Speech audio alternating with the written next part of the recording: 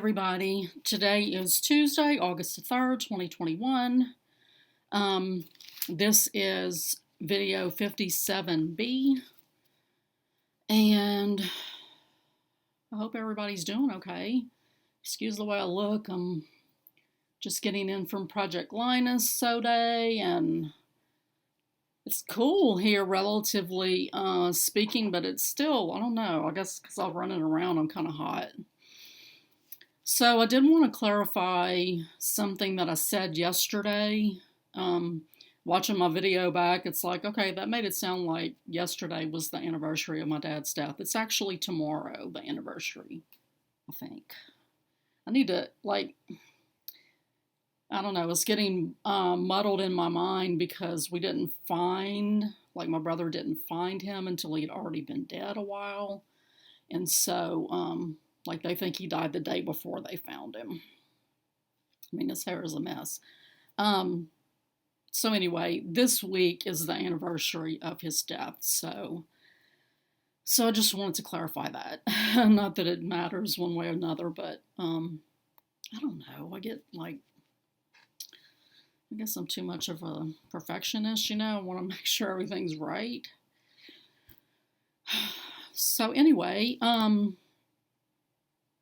I did want to say thank you to Cheryl over at Tranquil Stitches. I watched her latest video yesterday, and she did shout me out. She was showing her Elizabeth Weston, and so she was talking about, seeing mine and where I was on mine and things, and hers is beautiful. She's using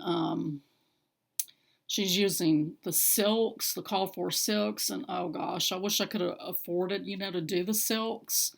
I just couldn't. The pattern and then all the flosses and then getting the hand-dyed fabric. And because I needed such a large piece, Devin didn't charge me a lot to dye it, but because I needed a whole yard of it. It was just over on one, I think on the height, where I could have done the next, I guess, a half yard. I don't need the whole yard, but a half yard wasn't enough. So, it was kind of pricey. And then, by the time I get this thing framed, professionally framed, I imagine we're going to be talking about, $300 projects. So the silks would have, just added more to that. So, but hers is gorgeous with the silks. So, I went to Project Linus today. I really didn't feel like getting all my machine unplugged and then having to put it all back. My machine's in that sewing cabinet, and so I have to get down on my hands and knees, pull stuff out. I really need to get just a lightweight little machine that I can just keep in my caddy that's ready to go at all times, because I really hate having to get down there and unplug everything and then get home and then having to plug everything in again. If going to a retreat, it's a couple days, it's, I don't know, it seems more worth it, but just going for, stitching from 9 to 2, I just didn't feel like it. So all I brought was some stuff to cut out. So I brought 2 things, and then I ended up just working on one. And I'll insert a picture here of this pattern from Cluck Cluck Sew's website. The way she has it, she has borders around it. I don't want to do borders. I just don't like doing borders, so if I don't have to, I'd rather not. But then that meant I had to redo all the math on how many blocks I needed, and I'm already dealing with brain fog, and then there were, people there talking, of course, and so I just had a hard time figuring out what I needed. So I wasn't able to completely finish cutting this one out. But it's a half square triangle quilt, and so I just cut out a bunch of pairs out of this. I have this bucket. Well, I actually had this bucket and then this bucket with some Civil War reproduction fabrics that were left over from the challenge quilt from a few years ago. I showed that on a few videos back. But anyway, I got a good bit of them cut, and then I realized that I wouldn't have enough of the background. I had 2 backgrounds that I started with. I realized that I wouldn't have enough to cut 4 more blocks, and so I had to cut a 3rd background, and then so I had to redo all the figuring because I just can't do scrappy, like, to just throw in a 3rd thing at the end and then have it not be dispersed throughout. I couldn't do it. So I had to like rethink everything. So that took a while. And then I got a notification that my iPad had been delivered, and so I not rushed, but I came home. I'm only 2 minutes from, the church where we sew. So I came home and did that, and then picked up lunch and stuff like that. So I was planning on staying until 2. Everybody else kind of started breaking down at like 1:15 or so. So I just went ahead and left as well. So, but anyway, I have plenty to get started sewing these half square triangles. Okay, so yeah, my iPad did come in. I haven't turned it on or anything yet, but I did get the rose gold, big surprise. This is an iPad Air. I looked at the Pro, and it looks nice and everything. It's got that better chip, or what they say is a better chip. But I thought that this was adequate for what I needed, so I went with the cheaper Air. I went with the chipper Air. Do y'all remember that line from Father of the Bride? I'll take the chipper chicken. I love that movie. Okay, so what did I stitch on yesterday? Let's see, 6 minutes of yakking. So I did stitch some on My Little Women stitch along. So I will insert a picture here of that. And so I've started down on the 3rd release. Love it. The 3rd release is mostly wording, so hopefully it'll go pretty fast. And this is on a 28 count ivory, I think it's ivory or cream even weave. And I'm using the call for DMC flosses. And they're all ratty looking, but that's what happens when you don't braid them. So I got a little bit done on that. I didn't stitch real long yesterday. Yesterday was really a hard day for me, just physically. I just didn't, I got up feeling okay. And then, by an hour and a half into the day, I felt like I needed a nap. So I also stitched some on my Stitcher's Wallet, my cross stitch camp piece. And so I got the rest of that that one line of text done. So what I did is I basically divided the chart up into I'm not sure how many pieces. I really don't remember. It's on my tablet, but I want to say like maybe 12, maybe 18 pieces. Just, achievable goals. I'll work on it most days of the week. Not necessarily every day, but anyway, that's my progress. I love it. Love it, love it. 40 count is okay to stitch on. Definitely have to have magnification. I have to have magnification for just about everything. It's smaller than 36, but it's not a whole lot different. I don't know what's up with this bottom. My hair just keeps flying away. What's in here? My ABC Sal. I can't include a picture or anything. Maybe I can. I did a screenshot of, well, it's not my picture. I did a screenshot from Jen's Stitching Niche. I went and, looked at it yesterday when I was kitting it up. and saw what colors she used, and so I wanted to just do a screenshot, but I'm not going to insert that here because it's not, you know, it's not like in for public consumption necessarily. I haven't asked her if it would be okay, so I'm not going to include it. But so I'm stitching this on this this gray that I dyed, and these are the flosses that I chose. So this one is C is for castle and cashmere stitch, and so there's a castle on it. I don't know if it's supposed to be like, if it's supposed to be a sand castle or not, but with the kind of I don't know, aqua colors and turquoise colors, I'm kind of taking it that it's a sand castle, and then, you know, here's the watercolors. So this color is just gorgeous, though. This is a hand dyed by Rolanda right here,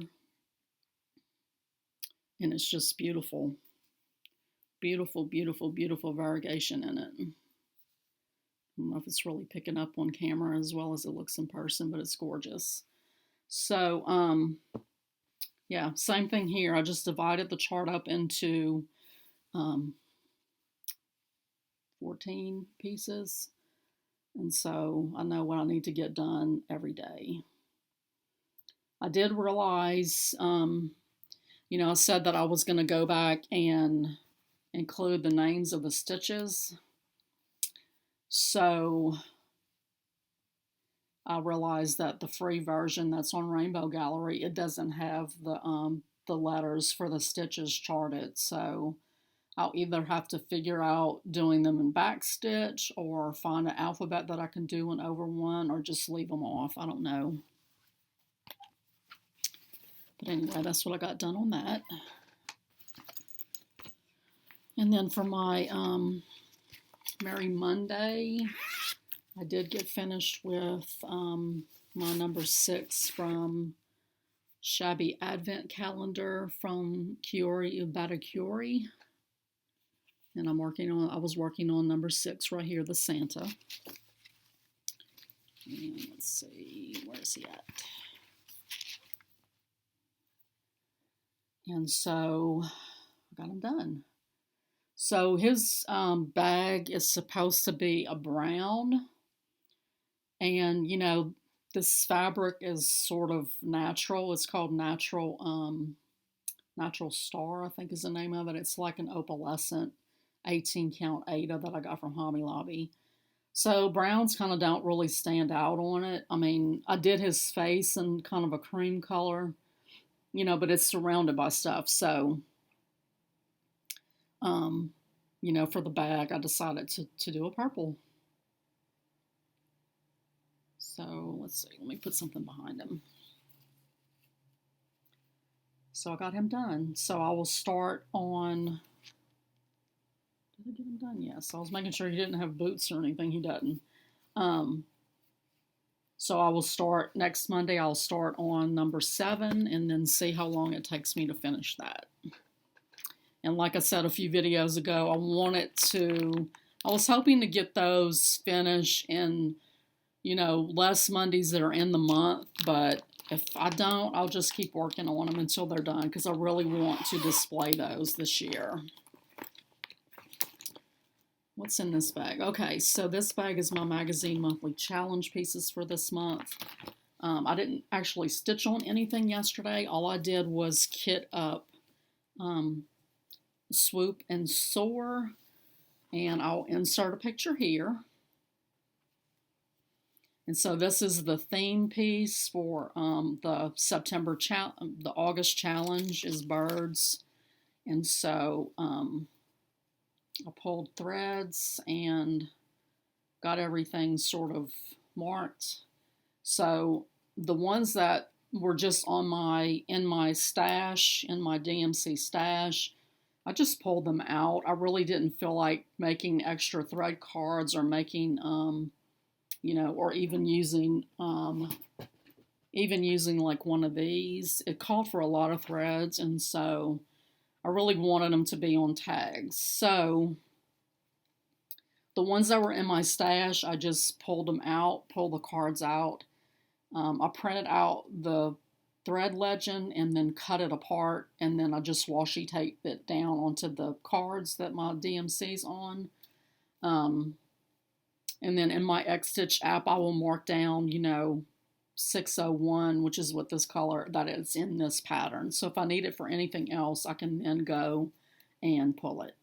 So some of them were already in another pattern. And so for those, I just, punched out some little floss tags with the cardstock that I got a while back to make some for purchase, to sell. And so I just pulled some of the floss out of those projects and then just put a small amount. And if I need more, I will either buy a skein or I will, go to that project and pull some more out. So this is all the threads, and these are all the called for. I had everything that they called for, so I was glad of that. I think it's beautiful, beautiful threads. And so I decided to do it on this light blue evenweave from Hobby Lobby. I had the blue vintage blue one, the Aida. And then I had a light blue Aida, which is what it called for. The light blue that I had, that I picked up at Hobby Lobby, it doesn't look like the light blue that's on the pattern. Now, I know colors photograph really weird. But I've come to realize something over the last week or so. And that is that people say that they have an easier time stitching on Aida than they do on evenweave or linen a lot of times. I really struggle stitching on Aida. I struggle finding this piece of Aida right here. It's pretty, let's see. It's pretty much gridded where there's only like one hole on each each corner. But a lot of Aida that I stitch on, it's like there's a little hole that's like right off to the side of the hole you're supposed to go in. And I guess it's because I stitch on a lot of like chalkboard black and navy Aida. I don't see the holes really well, and so sometimes I end up going in the wrong hole. But I've also noticed that I think my stitches look a lot better on evenweave or linen. It's something about stitching on Aida that